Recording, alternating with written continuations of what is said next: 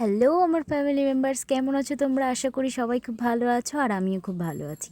আমার বাপের বাড়ি যাওয়ার দ্বিতীয় দিনের ব্লগ তোমাদের সাথে শেয়ার করছি। তো দিদা এদিকে কেটে কুটে আমাকে দিচ্ছে, সকালে লুচি টুচি হয়ে গেছে খাবার দাবার। তারপরে আমি এখানে রান্না বসিয়ে দিয়েছি, যেহেতু দুপুরে সবাই খাওয়া দাওয়া করবে আর আমি রান্নাটা করছিলাম। আমি আজকে অনেক কিছু রান্না করেছি, সেগুলো তোমাদের সাথে শেয়ার করব। তো আমি তাড়াতাড়ি করে রান্না বান্নাটা কমপ্লিট করছিলাম। আর জানো তো, আমাদের বাড়িতে কাজ হচ্ছে, রাজমিস্ত্রির কাজ করছে।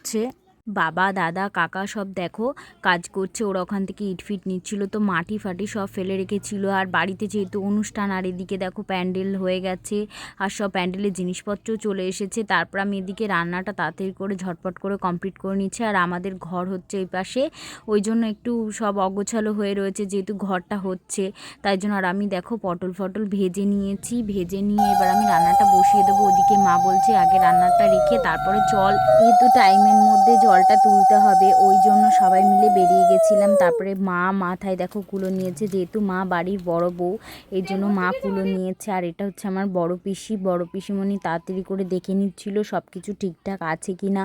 তো তারপরে কুলো নামিয়ে কী সব করতে হয় সেই নিয়মগুলো পালন করছিল। তারপর আমরা চলে গেছিলাম ঘাটে। তো ঘাটের ওখানে অনেক কিছু নিয়ম আছে, জল টল তুলতে হয়, এগুলো জল টল তুলে নিচ্ছিল মা। জল সাধ্যে তো এখন যাচ্ছি বাড়িতে, তাই তো? এই হচ্ছে আমার ছোট্ট বোন, পিউ হাই বলে দাও।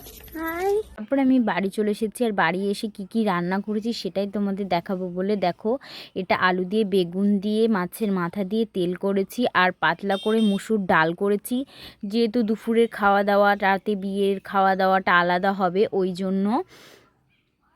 তারপরে দেখো এখানে রান্না করেছি আমি পটল চিংড়ি। তো কেমন হয়েছে রান্নাগুলো অবশ্যই কিন্তু জানাবে। হুট করে যেতে হচ্ছে শুধু কাকার বিয়ের জন্য। তারপরে দেখো এখানে আমি মাছের ঝোল করেছি, রুই মাছের ঝোল করেছি। আর ভাতটা হয়নি জানো তো, আমি চলে গেছিলাম, ভাতটা হচ্ছে। তো এখানে আমি বিদায় জানাচ্ছি, টাটা।